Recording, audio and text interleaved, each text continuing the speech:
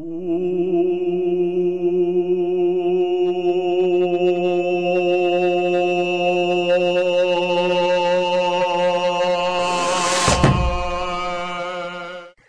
like to know things.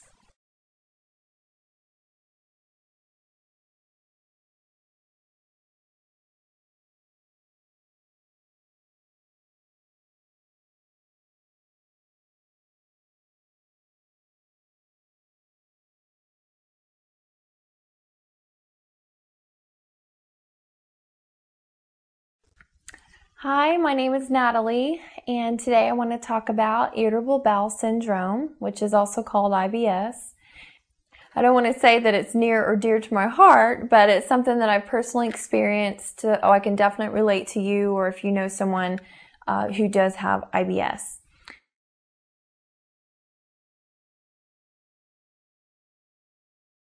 First, I want to explain what IBS is. It is a group of symptoms, and that's what actually syndrome means, a group of symptoms. And it can be anything from gas to bloating to diarrhea, constipation, or alternating constipation diarrhea. IBS involves your large intestine, and so if you know someone who does have IBS, they'll complain of lower stomach trouble, lower stomach pain, versus maybe someone who has GERD or heartburn, they'll complain of upper stomach pain, upper gastrointestinal distress. So large intestine is the last intestine of the digestive system. It's after the small intestine. It's where your bowel movements are formed, and so that's the part that is going to hurt you if you have IBS. Something that's really shocking about IBS too is that it is the most common diagnosis by a gastroenterologist in the United States. So over heartburn, over gluten sensitivities, any of those problems, irritable bowel syndrome is the most common diagnosis. So what's going on? There is a problem with our bodies, our environment, and the foods that we're eating.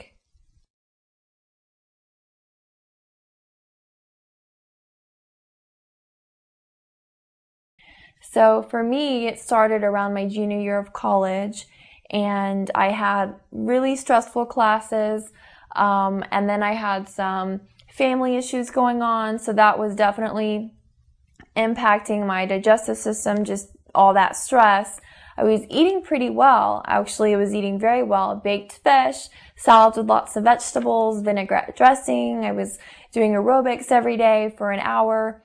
So I had a healthy lifestyle, but certainly stress was doing something to my digestive system, and it was making it to the point where it didn't matter what I ate, whether it was healthy or not. I was having severe problems running to the restroom in the middle of dinner.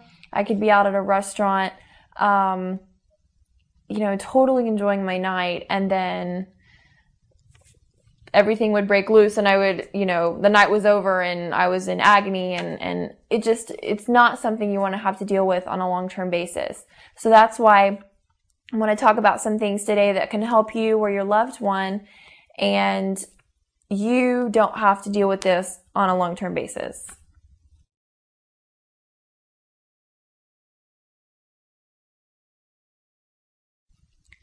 So I've already mentioned that stress and diet impact how you are coping with IBS.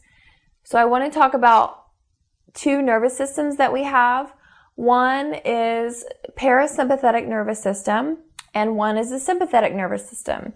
Don't let those freak you out. It's not complicated. It's just the parasympathetic nervous system governs our digestive system. The other one, called the sympathetic nervous system, governs how our body responds when we're stressed.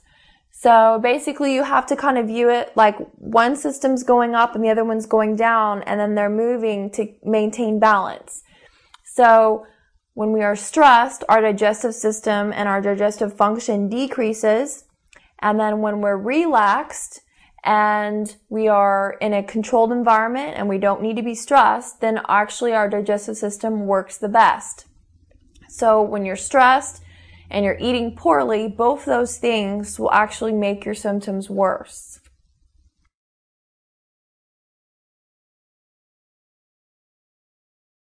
Some of the foods that can influence how your large intestine reacts and how your digestive system reacts overall is the fatty foods, fried foods, especially dairy, because all those are high in fats.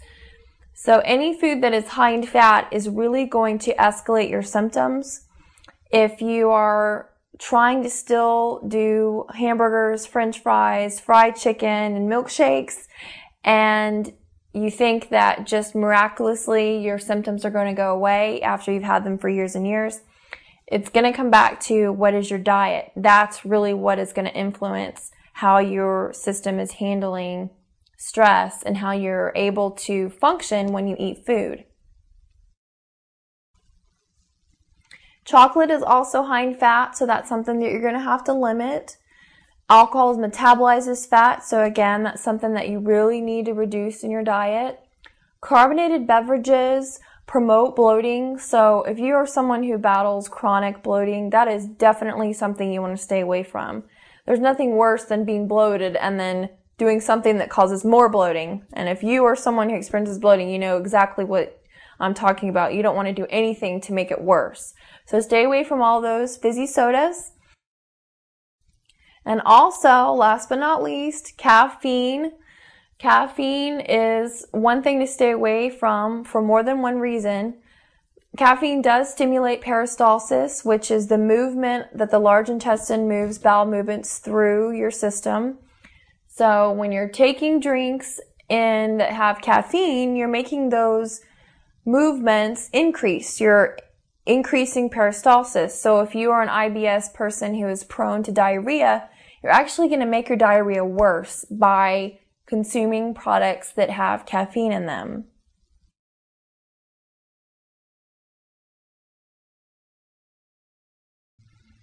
When I went to my primary care physician, sat down with her, talked about all my symptoms, talked about all the problems I was having, and it was about a 30-minute appointment, and she sent me home with a fiber supplement and also sent me to a gastroenterologist. But I went ahead and took that fiber supplement, and it just made my symptoms worse. I was extra bloated, extra cramping. So it was frustrating for me, who was personally experiencing